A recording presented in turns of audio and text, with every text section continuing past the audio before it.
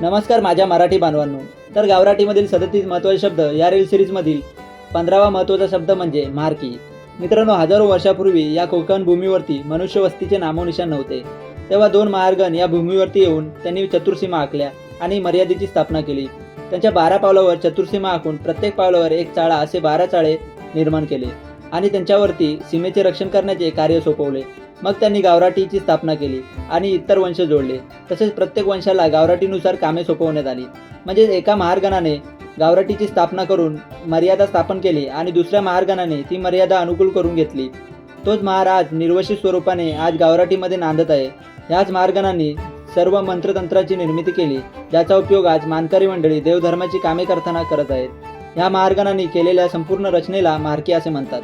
तर गावराटीमधील बाकी महत्त्वाचे शब्द आणि त्याचे अर्थ जाणून घेण्यासाठी व्हिडिओज लाईक करा, जास्तीत जास्त लोकांना शेअर करा आणि फॉलो करा रिअल कोकण.